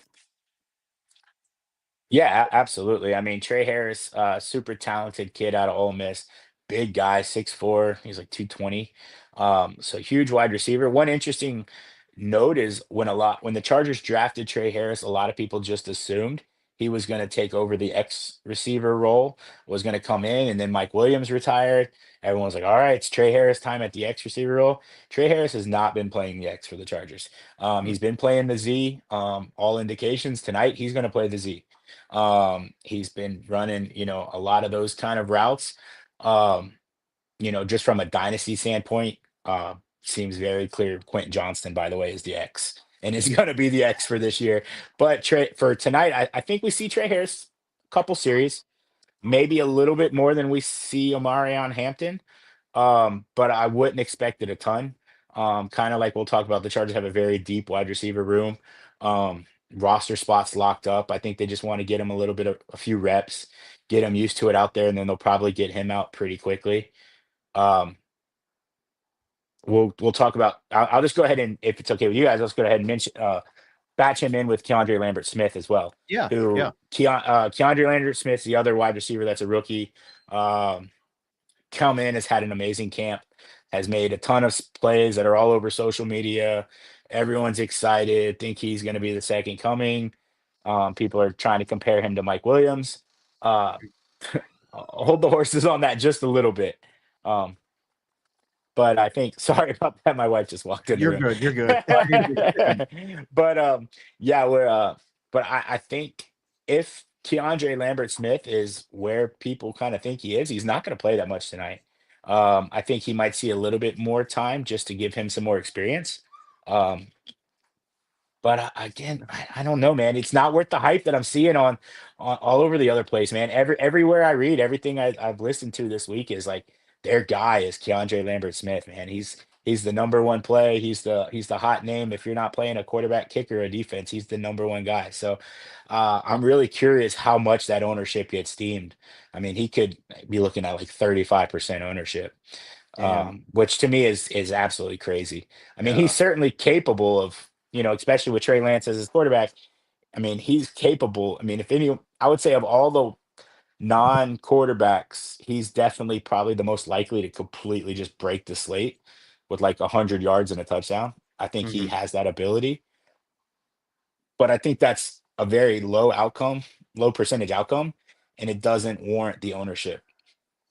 Wow. Yeah, that's oh man. I have seen some stuff on X about him, like just some real nice down the field catches and stuff like that as well. But that's crazy. That's pretty high ownership. So, but I mean, if he does have the ability to break the slate, I think I will have to throw some in just Yeah. for the simple fact, like even if he's high owned. But again, that's just going to go to your roster builds and get different somewhere else. So Yeah, again, like you said, I mean, I would certainly throw him in. Just be careful the way you're building those rosters, because if you're playing him, you're going to want to play him with Trey Lance. yeah, Because if he's going to get there, Trey Lance is most certainly getting there. Because unless Lance gets hurt in the first drive of the game, I mean, Lambert Smith, even if he's out there for 3 or 4 drives, is only going to play with Lance. right, So that's going to be his guy. So and if Lance doesn't, if there's enough for KLS to get there, Lance is certainly going to get there as well. So you're right, going to want to make sure you play those, but maybe you get creative and you put Detroit's defense in there too, yeah, or that's the lineup where you fade both kickers right, or something like that. I mean, yeah, do something to get different, because if you just go, KLS, Trey Lance, Hendon Hooker, you know, Chargers defense, a kicker, and one of the Detroit running backs, you're probably duped with, 100 people. right, right. Well, I'm glad you mentioned him and like gonna be kind of one of these guys that's higher owned. So you kind of go where you want with that in your lineups. Let's talk a little bit about Darius Davis here. So he was a teammate of Quentin Johnson at TCU. Very fast, explosive, smaller type receiver, but again, very explosive. Could he break away? I think he's one of these guys that could be a move the chains type player that could end up possibly breaking a big one. You're going to see him probably on some punt and kick returns. At least we did throughout the season. I don't know if they'll do that in preseason. I think it'll probably be a split with him and Hines, would be my guess. So kind of curious to what you think there. Yeah, so Davis is another reason why I'm comfortable fading KLS, is because I think they're going to be on the field a lot at the same time, or at least in the same period of the game. I think a lot of the big play stuff that people are talking about with KLS, Davis is just as likely to do it. Now, Davis is not as developed as a pass catcher. One of the stats that gets tossed around a lot with him is he's never had more than 2 catches in a game. He's had some big catches, he's had some touchdowns, but he's never had more than 2 catches in a game. That being said, just because he's never done it before doesn't mean he can't do it tonight. And he's also someone that they almost every single time he's on the field, they try to find a way to give him a handoff or two. So I would expect at least 1 or 2 handoffs to him tonight. I think they're going to target him. One of the, from listening to Chargers people and reading stuff from the Chargers camp, one of the reasons they didn't rush to fill Mike Williams' spot is they really feel confident in Davis as a wide receiver this year. Mm, Another reason why they brought in Naheem Hines is if Davis does take a bigger role on as a wide receiver, they could split off some of that special teams work with Hines.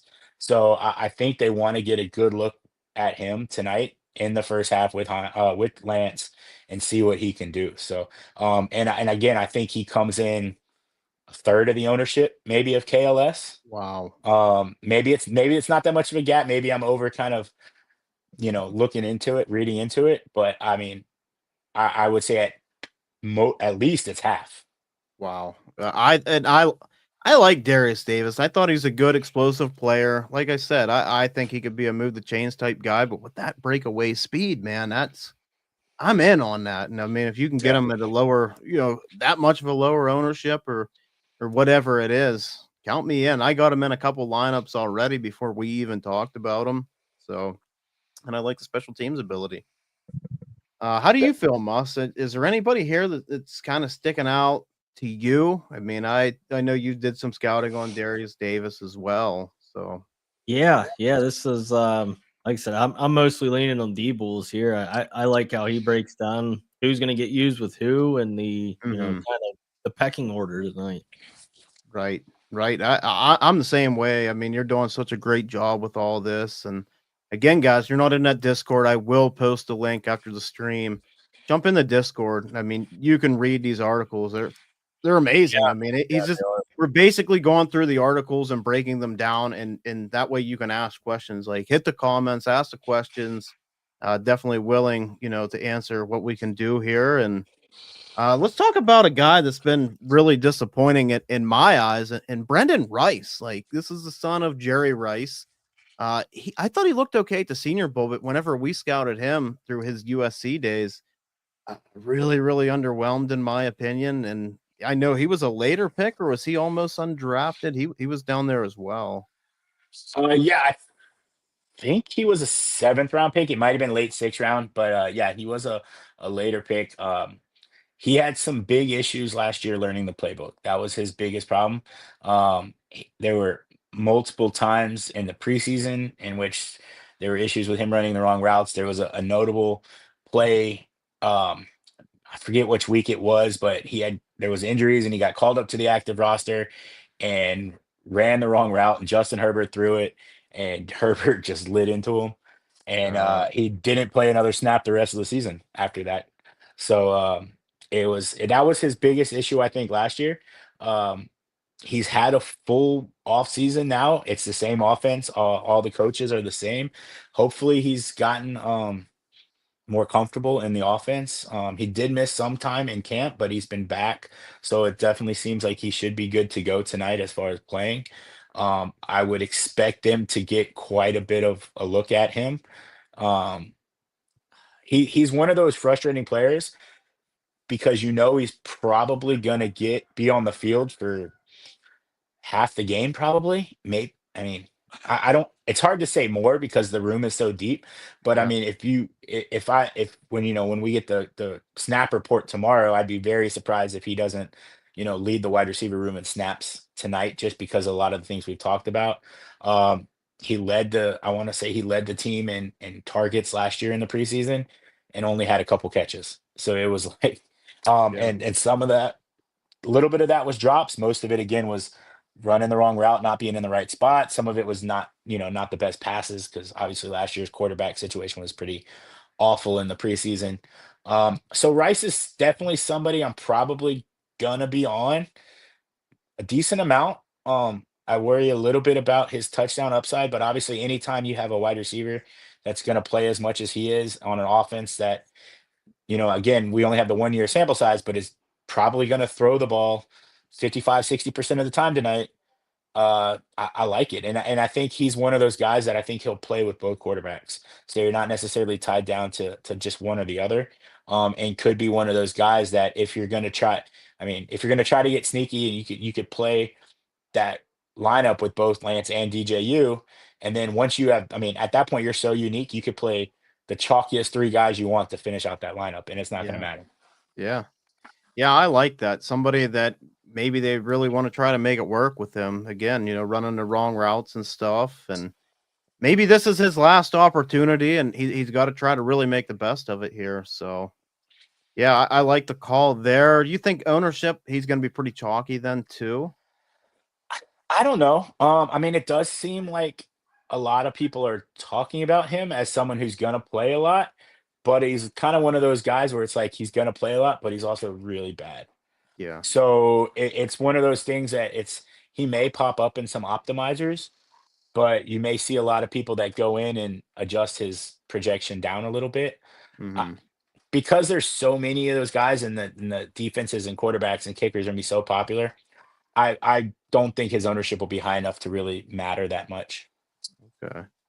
Yeah, that's somebody I don't have any in right now. Maybe I will throw him in a lineup or something and kind of see what happens. Next guy, let's talk about real quick, Jalen Reagor. So is Jalen Reagor gonna play? Because I did see in the report he's missed some practices and kind of see what happens. Yeah, I don't think we've gotten official confirmation yet. I haven't really checked anything since we started recording here today, but I he missed practice for a couple days and he came back for one practice and then he missed two practices after that. So that kind of indicates to me, and then the last two practices up into the game were practices he missed. So I would be pretty surprised if he played. He's a veteran. He's a guy that another guy Jim Harbaugh absolutely loves. Yeah, Unless he's hurt or some of these young guys just have spectacular preseasons. Rager's pretty much locked into a roster spot, so I'm not so sure how much he would have played anyways. yeah. Just because again, he's another guy that's a core four special teamer. He's going to be out there for all the special team stuff. He's super reliable, and he's one of Harbaugh's guys. Yeah, again popping up on the injury report like this, and it sucks because I think this is a game that he'd be really good because Rager's never really been like a route specialist. He just kind of wins on athleticism. Like he's kind of he did that at TCU. So again, if he went against some of these lower end guys, it would be nice. Like if he was going to get a decent amount of playing time. But yeah, Yeah. I currently have him in none for me. Uh, we got Des Fitzpatrick next on the list. So I'm kind of curious. He's a deep ball guy. How you feel about him? Yeah, so I'll tag Des Fitzpatrick and Jalen Johnson kind of both into the same basket here. I mean, they should both see some run um towards the end of the first half, beginning of the second half. Um, Either one of those two guys I could see playing most of the second half. And if they're, any of these guys, whether it's Brendan Rice, whether it's Des Fitzpatrick, Jalen Johnson, couple of the other guys we'll talk about here at the bottom that I really like. A lot of times in these games, it comes down to the hot hand. We saw it last year with Colin Johnson, Mm-hmm. who had the monster game. If it's whether it's Trey Lance or DJU, or on the Detroit guy inside any of those guys, you know, if they find that they just have the rhythm with that guy, they could pop for 4, 5, 6 catches. And that's kind of how I view Fitzpatrick and Johnson, is they're both Jags. I mean, they're just guys. Yeah. Neither one of them, I would, if you told me to project, I would say two catches, 18 yards. That's Yeah. probably, you know, the 80% likely outcome is going to be that stat line for both of them. Um, you know, Throughout the day, again, if they get hot, you get 5 for 60 and a touchdown, boom, you're golden. So, if you're playing MME, I think you definitely want to get some exposure to these guys. Playing 5 lineups, 10 lineups, maybe even 20. I'm not sure I would get there. I just don't really see the upside um, from either one of those guys. But again, these are guys that are going to come in 5% owned or lower. Yeah, yeah, and you just never know if they hit, like you said, with Colin Johnson. I remember that. I can't remember who we were on last year, and they ended up getting some playing time when Tank Dell went down. I cannot think of his name, but yeah, it ended up being Colin Johnson. So yeah, you Yeah. never know. We do have one more guy on this list that I know you're really excited about, and showing some videos and stuff, and he looks pretty damn good. So let's talk about him. Is it Dalvin Campbell? I don't know if I'm saying that right. I'm not 100% sure, but I think it's Delvon Delvon Campbell. Again, could be wrong on that, but I'm pretty sure that's what I heard. Yeah, he's someone I'm super excited to see play in the second half. I think his game, he's another huge 6'4", 220-pound guy, ran a 4.43 at his pro day, super athletic, super talented, was kind of buried behind some of the wide receivers at South Carolina for a little while. And then last year they had just really crappy quarterback situation, so he really wasn't able to emerge.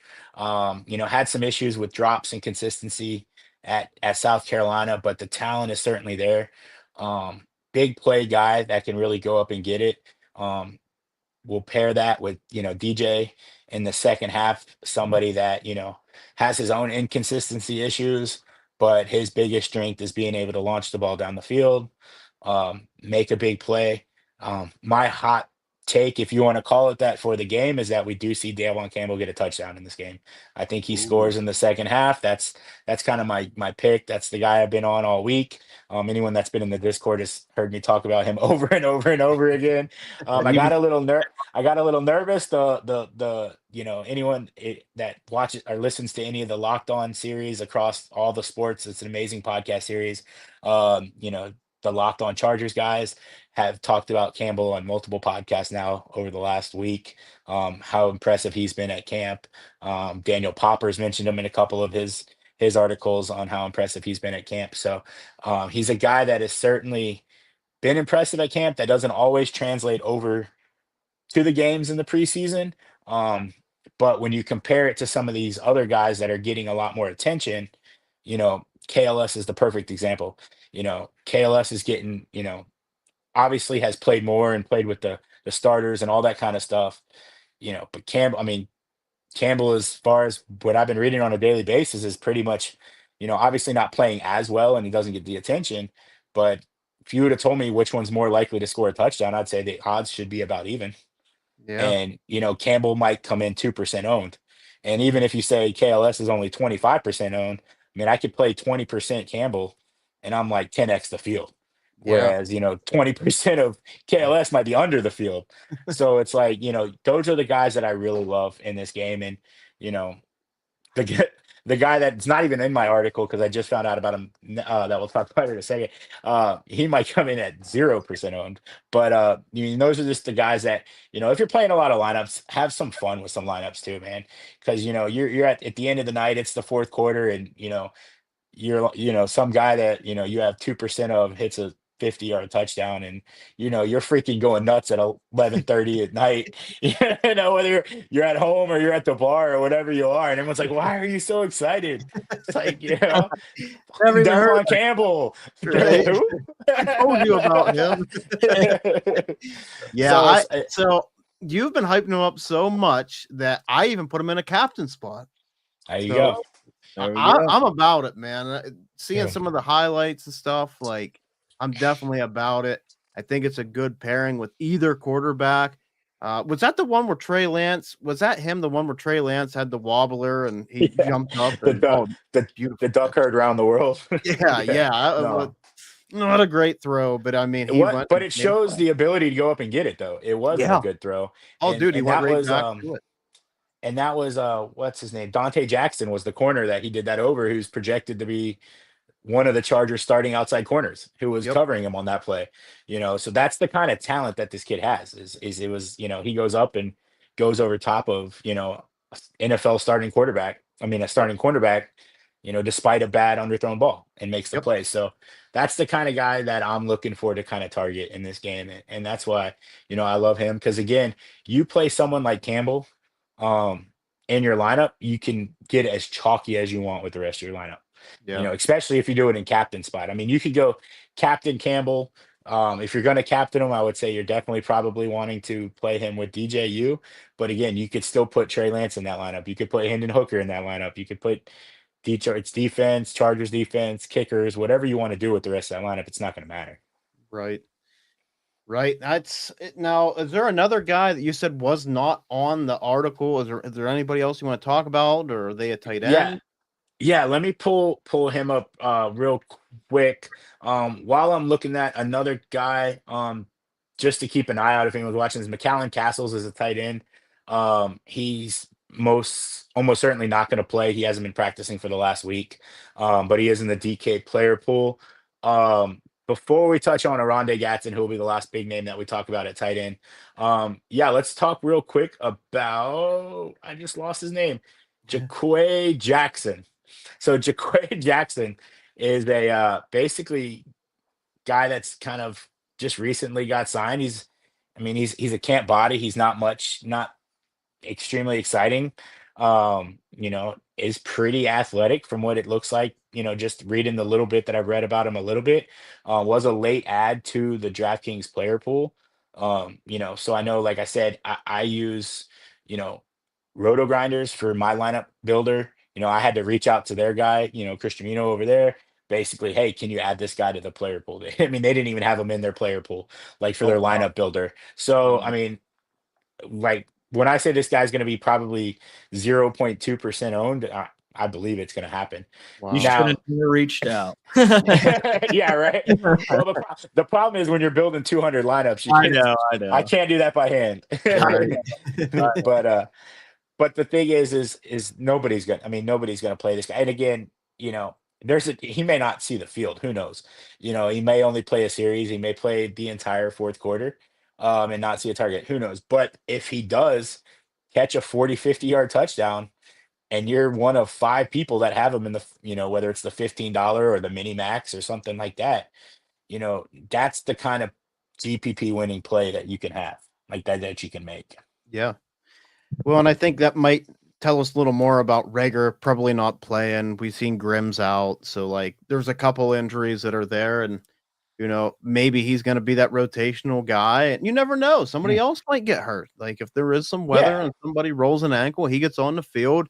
He's less than 1% owned. I mean, he's somebody that I got to have at least a lineup. Even if I'm playing 10 lineups, I'm gonna probably throw him in one just to see. Like, Yeah, I I mean, don't we think see all the time, and anyone that's ever played preseason DFS for NFL, like there's somebody that scores every game in the preseason that you're like, who the is that? yeah, you're right. I mean, like, Yep. and All the time, dude. All the it time. happens. It So does. we're real quick before we end up on the in with the Chargers players is let's touch on Aronde Gatson, tight end out of Syracuse. Kind of mentioned a little bit earlier when I talked about Meeks. Has another guy that's had a great camp. He's really interesting on this slate because there's a lot of questions on just how much he'll play. Um, Most likely, we're not going to see Tyler Conklin. We're not going to see Will Disley. Those are the 2 veteran, well-known Chargers tight ends. Um, Gatson, who was a 5th-round draft pick, almost certainly going to make the team. So he's somebody that's going to be on the roster. But they only have 2 tight ends behind him, both of which are strictly blocking tight ends slash fullbacks.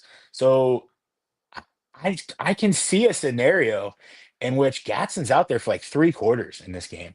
Ooh. And he's somebody that, while I normally don't like to play tight ends, I mean, he's a guy that, you watched him play at Syracuse. He was basically a wide receiver. He's been working on blocking a lot. That's been the biggest focus for him in camp.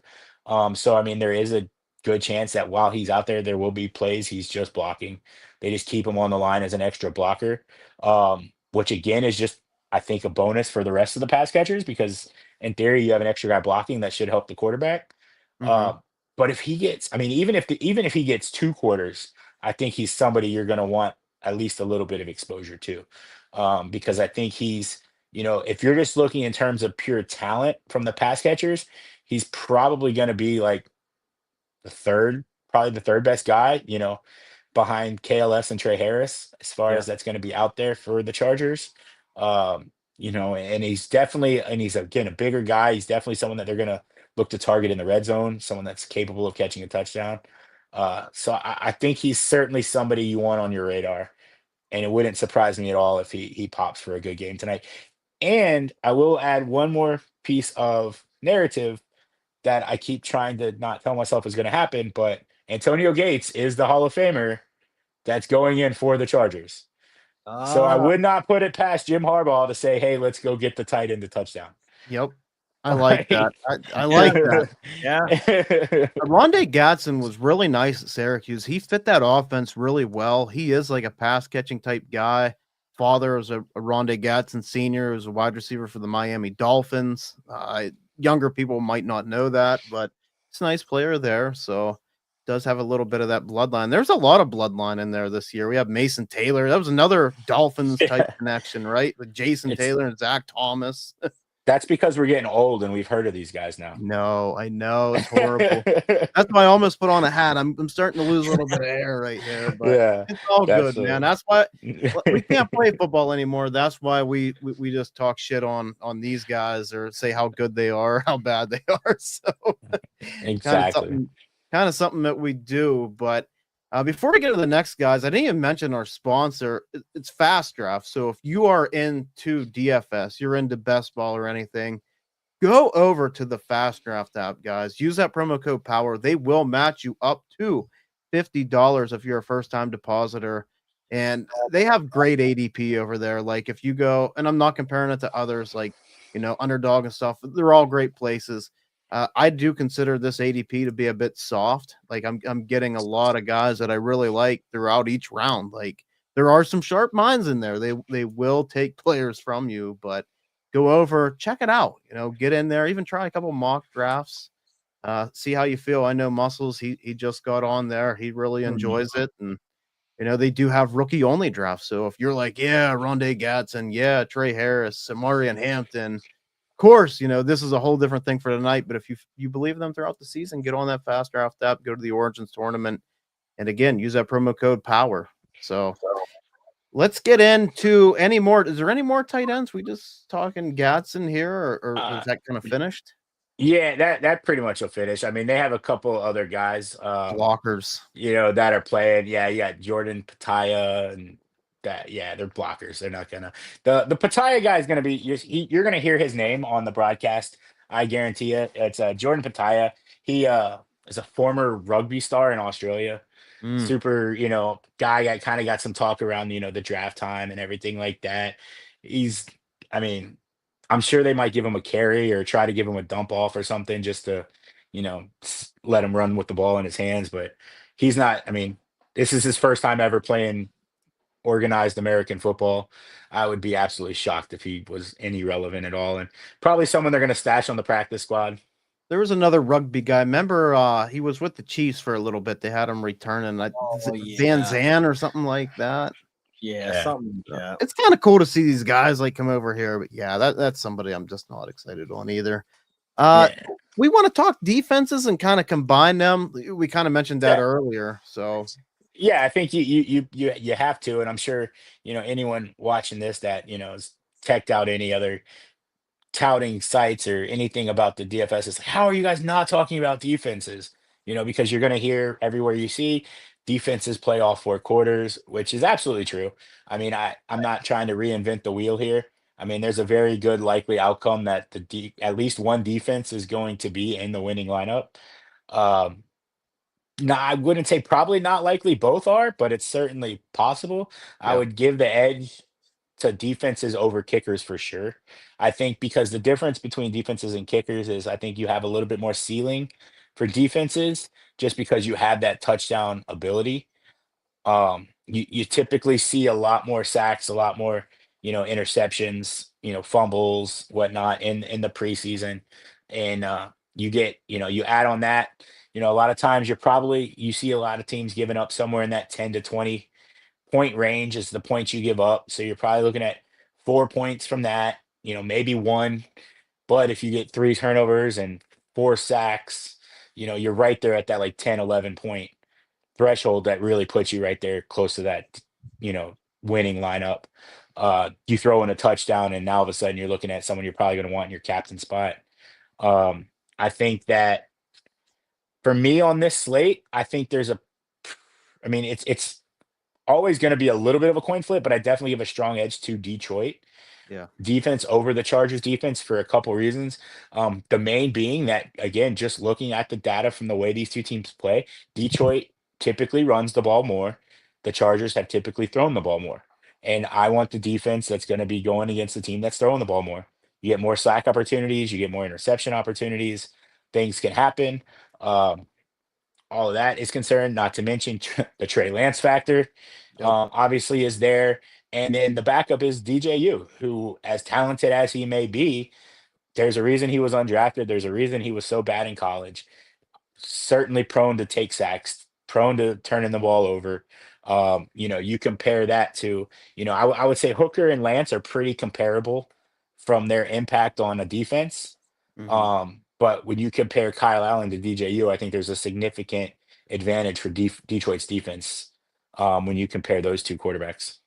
I think also bringing in, like you mentioned, the Zion Johnson stuff, a guard that's exactly. going to center, and it's been under talked about. So again, there could be fumble miscommunications. I mean, is it on two? Is it on one? And he snaps a ball or snaps it over his head. Like very easy points that you can get out of that kind of stuff. Or or even, they put them in there and they blow up multiple run plays, and then they kind of freak out and lose momentum. So Yeah, 100%. I think it's, and I think we'll see ownership probably reflect that. I think you'll see Detroit will be the higher owned of the two.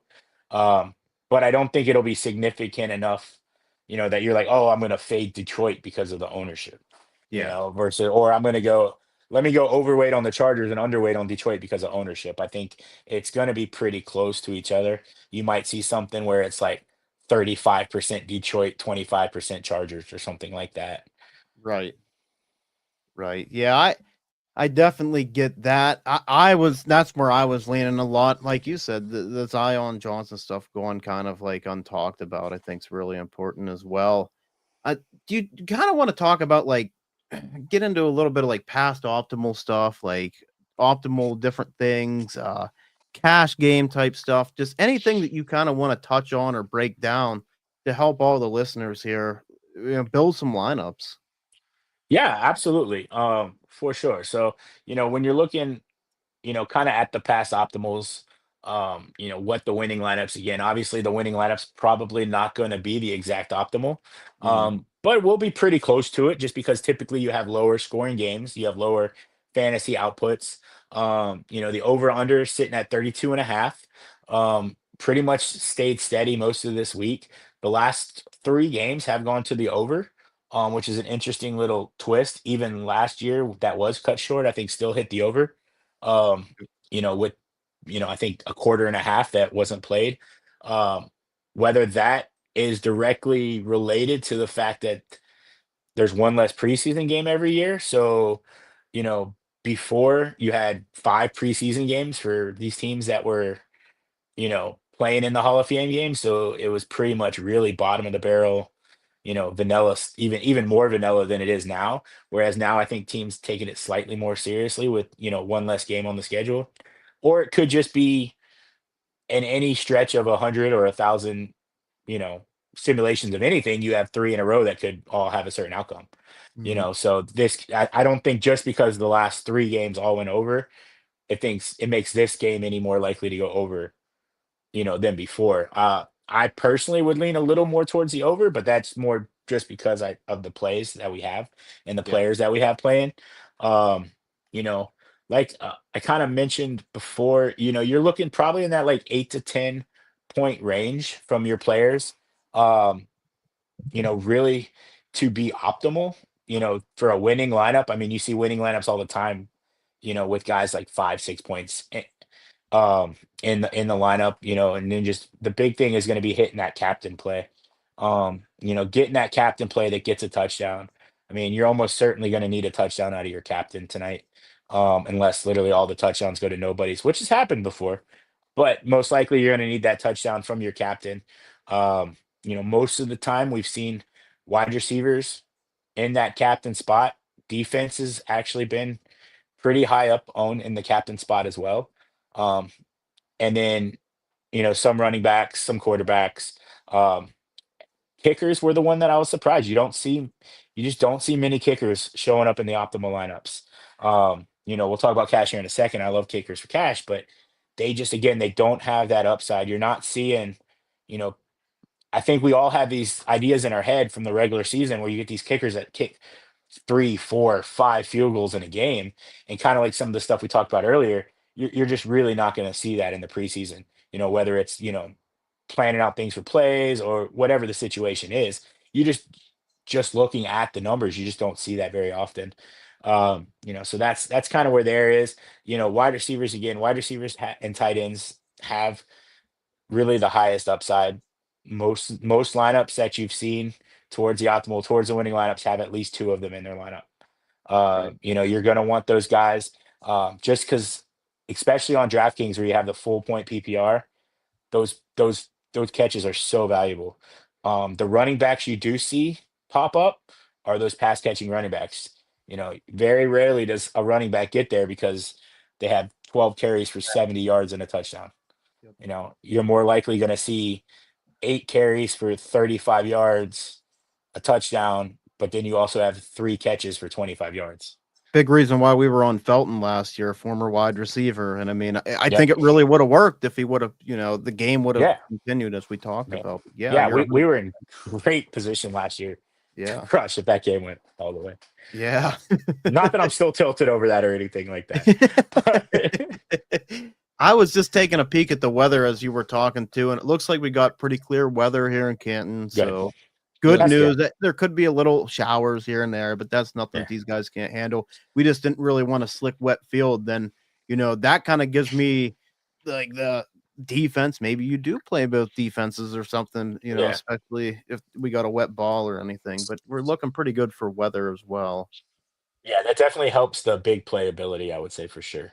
Absolutely. When you're looking at targeting those guys, Uh, so and then just to touch on cash just a little bit, because I certainly think there's going to be a lot of duplicated cash lineups, but I think you could still kind of get a little bit of an edge because there's still going to be people that are playing, you know, negative lineups, that'll throw in some guys that just shouldn't be in there. Yeah. The way I look at this pretty much slate, pending obviously the Detroit news on the running backs, I think there's really only 9 guys you're really going to want to play. And you're just going to pick your 6 favorite kind of out of that. You're looking the 2 quarterbacks, the 2 defenses, the 2 kickers, um, or I should say the 2 quarterbacks being Hendon Hooker and um, Trey Lance, and then I would also throw Kyle Allen in that as well, just because I think there's a much clearer picture of those guys going half and half. Hmm. So splitting that versus, with Trey Lance at least being told that he's going to start the third quarter, there's not as much of a floor with DJU. If you want to play, just play all 4 quarterbacks. I don't think it's the worst idea. I personally wouldn't do it. I Yeah. think DJU is mainly going to be someone you're going to want to target in tournaments. Um, and then, so it really would be those 7, and then the 2 Detroit running backs we kind of talked about, Sailors and Small. Yeah. I personally would lean Sailors over Small, just because I think he's the better pass catcher of the 2. But again, I don't think you can really go wrong with either one of those guys, especially if, Robichaux's out, if, Baki's out, you know, Reynolds will find out how much, he's going to play. I mean, if a report comes out that, hey, Craig Reynolds is playing the entire first half, then obviously he becomes in play as well. Right. I would be extremely shocked if that happened, though. I would be too. Would be too. Yeah, I think you did a tremendous job breaking that down as well. And again, I'll throw this link in here, and I want to make sure that we give credit where credit is due. The Bulls, you've done an amazing job here. Like I said, these articles honestly should be behind a paywall, and we just thank you for sharing this information. And coming on and doing this. Like I said, this is year 2 that we've done this. We did the Houston game last year. We had a tremendous time. Houston. It was Chicago and Houston, I believe. Yeah. Yeah. So and then Yeah. it's even more special because you're a Chargers fan to see your Chargers come out and take the field, and then you really break it down because you're kind of behind that information that not a lot of us might see, and that's how we can find the Campbells and stuff like that. So Yeah, no, it's been a pleasure, man. I absolutely love doing this. I mean, to me, preseason, I've said it before, in the Discord and other places. I mean, I think preseason is still that opportunity that you really have to kind of get ahead of a lot of these big time, optimizers and sims and everything yeah, like that, just because it's not as simple as just saying, hey, this is, you know, these are what these players do. These are the stats. These are the tendencies and everything like that, because it does change. There's yeah, so much variance and there's so much unknowns with what's going on that you really kind of got to dig in and do the research. And I think there's still that, while it's not as much edge as it might have been 5, 6 years ago, I think there's definitely still an edge to be had. yeah. And I really hope that, someone listening, someone reading, one of us 3, walks out of here, $50,000 richer, Oh, by that'd the be end of the great. night. I mean, or even if it's, Yeah. just doubling up your cash games, or it's, Yeah, yeah.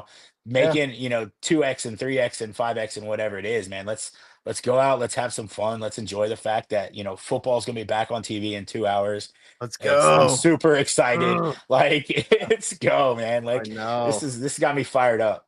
It's got me fired up too, man. And again, we appreciate it so much. Mus, is there anything you want to say before we head out of here?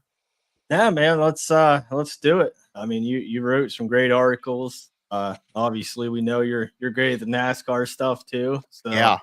gotta shout that out. But yeah, always Yeah, gotta yeah. shout it out, you know. yeah, Pour one but out for Sterling while we're here, you know. yeah, pour it up early, but yeah, no, it was a good episode. I learned a lot. Hopefully, somebody takes something from it.